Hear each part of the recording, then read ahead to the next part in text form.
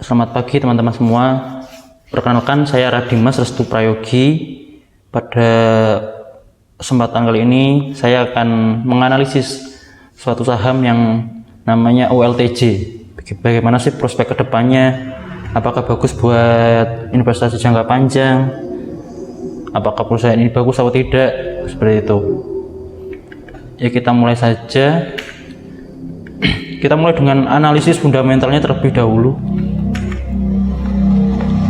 Bisa dilihat di sini profil OLTJ. OLTJ itu pertama kali IPO atau IPO itu pada tanggal 15 Mei 1990 pada masyarakat sebanyak 6 juta saham dengan nilai nominal Rp1.000 per saham dengan harga penawaran 7.500 per saham. Saham-saham tersebut dicatat pada Bursa Efek Indonesia pada tanggal 2 Juli 1990. Bisa dilihat di sini untuk shareholdernya, tentunya perusahaan yang bagus itu pemegang saham mayoritasnya harus pemilik perusahaan itu sendiri. Nah, di sini pemegang sahamnya adalah Sabana Prawira Wijaya, ini sebanyak 43%, dan yang kedua adalah sebanyak 21,4%, yaitu PT Prawijaya Prakarsa sebanyak 21%. Di sini bisa kita lihat bahwa pemegang saham mayoritasnya adalah pemilik perusahaan itu sendiri, bahkan 60% lebih di sini. Nah, di sini bisa dilihat siapa tadi Sabana Prawijaya ini rata-rata pemiliknya adalah keluarga Prawijaya sebagai pendiri atau presiden, Samudra ini sebagai direktur, Julianto Isnanda direktur juga, banyak sekali senior manager di sini. Ini bisa didapat di website OLTJ sendiri, lengkap di situ. Nah, ini juga kenapa sih harus OLTJ? Yang pertama adalah pangsa pasar UHT, pasar terbesar dari bibit susu UHT. Bisa dilihat, ini saya ambil datanya valid di websitenya Ultrajaya, bisa dilihat sendiri. Nah, di Google banyak. Di sini Ultramid saja memiliki market leader sebanyak 40%. Yang kedua ada Person Flag yang hanya 20%. Saingannya aja hanya 20% di sini. Merek dagang yang terpercaya. Ya, siapa sih yang nggak kenal OLTJ begitu? Kualitas tinggi dan posisi yang sehat memungkinkan untuk meraih pertumbuhan. Ini menimbulkan kepercayaan pada diri sendiri. Banyak menerima penghargaan dari tahun yang lalu. Ini hanya sebagian contoh kecil yang saya tampilkan di sini nih. Nanti teman-teman kalau mau lihat secara lengkapnya apa aja penghargaannya bisa langsung dilihat di website Ultrajaya. Karena banyak banget. Saya nggak taruh sini karena takut nggak rapi aja ya. Nah, kita akan menuju ke sesuatu yang penting ya, di analisis fundamental, yaitu data rasio perusahaan subsektor food and beverage. Di sini saya membandingkan dengan Ultrajaya, ICBP atau Indofood, CBP Sukses Makmur, atau Campina Es Krim, Diamond Food. Ini Diamond Food biasanya produksi susu, Campina itu ya tahulah kalian es krim kayak gitu, atau Indofood, CBP Sukses Makmur. Yang pertama adalah perbandingan ROE. Di sini sangat jomplang sekali ya.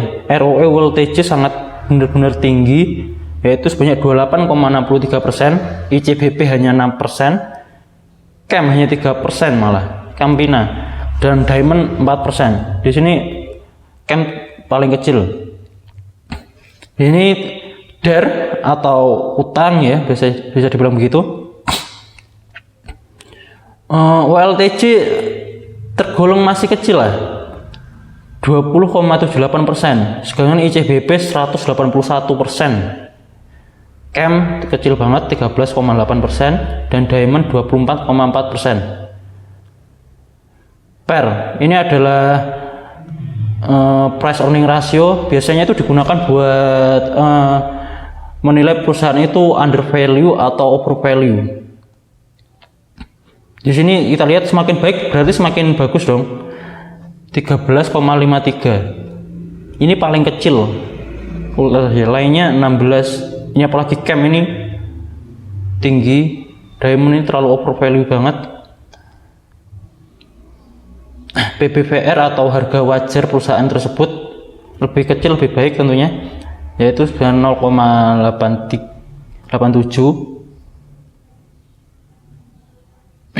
Di sini paling kecil yaitu cam. Nah, di sini tuh WLTJ paling gede ya. Dividend yieldnya ini nggak tahu kenapa dividend yield Ultra Jaya itu kecil banget, 0,79%. Kalau saya baca-baca berita itu pendapatan WLTJ pada tahun 2018 atau 2019 itu kalau nggak salah ya, neraca keuangannya itu pendapatannya dibuat beli obligasi sebanyak jumlahnya itu triliunan seperti itu. Jadi itu pendapatnya buat beli obligasi, buat investasi mungkin ya, seperti itu, buat beli obligasi negara. Yang saya baca-baca sih begitu beritanya.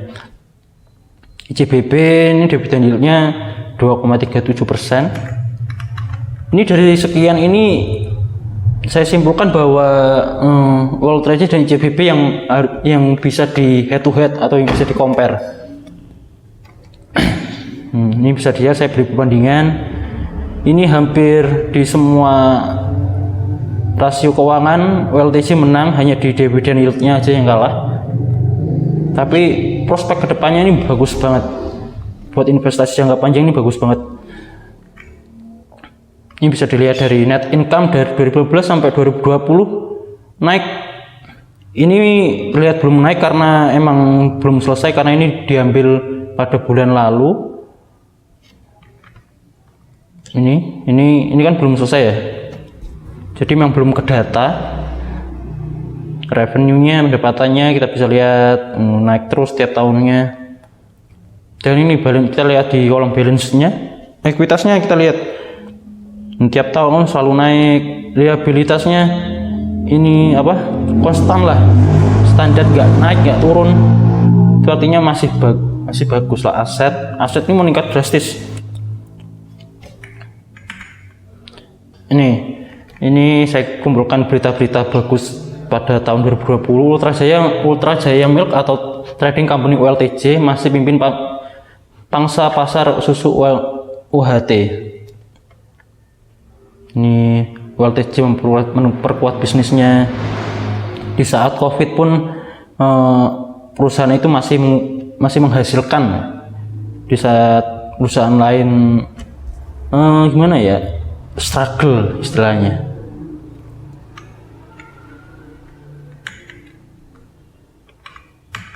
Ya nah kita akan membahas tentang analisis teknikal.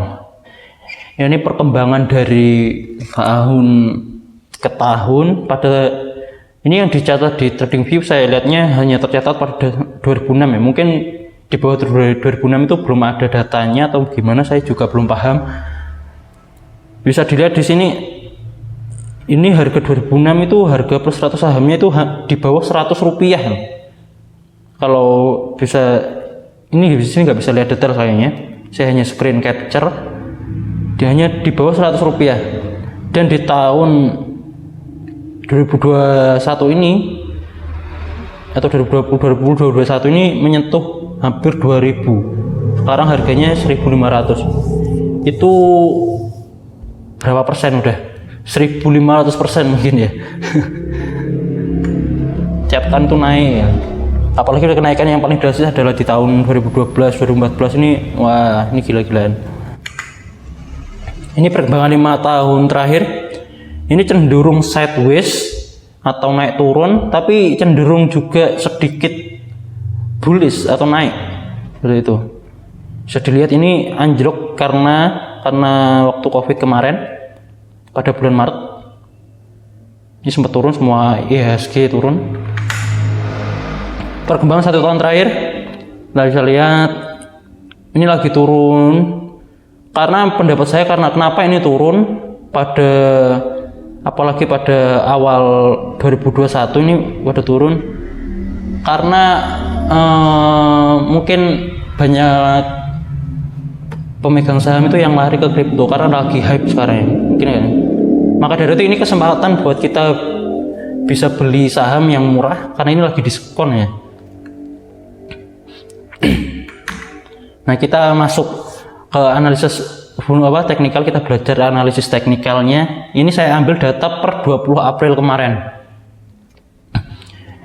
Ini saya ambil time frame 1 hari. Bisa dilihat teman-teman, ini lagi turun. Nah, saya menemukan pola yang unik di sini, dan ini adalah pola descending triangle. Bisa dilihat segitiga, bentuknya segitiga begini. Ini asumsinya akan naik, tapi ini belum 100% ya, karena analisis teknikal itu hanya asumsi, bukan 100% benar, bukan ilmu pasti. Dan ini bisa dilihat, apa ini R1, ini adalah resisten pertama. Kalau mungkin ini bisa menyentuh harga segini, ini mungkin akan terus bullish. Ini resisten kedua, nyentuh bisa melewati garis resisten ini, asumsinya akan bullish, maka seterusnya sampai resisten keempat atau bullish terus. Dan ini saya menggunakan stokastik 1433, jadi normalnya emang segitu. Ini lagi menyentuh melewati garis bawah ini tandanya kalau udah menyentuh kayak gini, ini akan bullish. Bisa dilihat dari data-data sebelumnya, ini kan menyentuh garis yang paling bawah dan bullish, ternyata benar. Jadi prinsipnya stokastik seperti itu. Dan sekian presentasi dari saya. Terima kasih buat teman-teman yang sudah menonton video ini. Buat Pak Isnanda juga terima kasih. Jika ada yang ditanyakan silakan. Assalamualaikum warahmatullahi wabarakatuh. Jadi teman-teman, saya tadi lupa ngasih kesimpulan. Jadi kesimpulannya adalah Ultra Jaya ini sangat bagus untuk investasi jangka panjang. Karena apa? Dari segi fundamentalnya sudah sangat bagus ya. Kita lihat dari rasio keuangan aja tadi yang sudah saya jelaskan, itu bagus, sangat bagus malah. Dan kedua adalah dia market leader juga. Siapa sih yang nggak tahu susu Ultramilk, teh kota, produk Ultra Jaya itu udah sangat dikenal lah. Dan juga katanya saya baca berita-berita itu mereka itu ingin buyback perusahaannya. Sempat beredar berita Ultra Jaya mau buyback perusahaan. Karena kenapa? Karena prospek perusahaannya sendiri udah bagus. Jadi kenapa nggak dibeli aja sahamnya sendiri kayak begitu.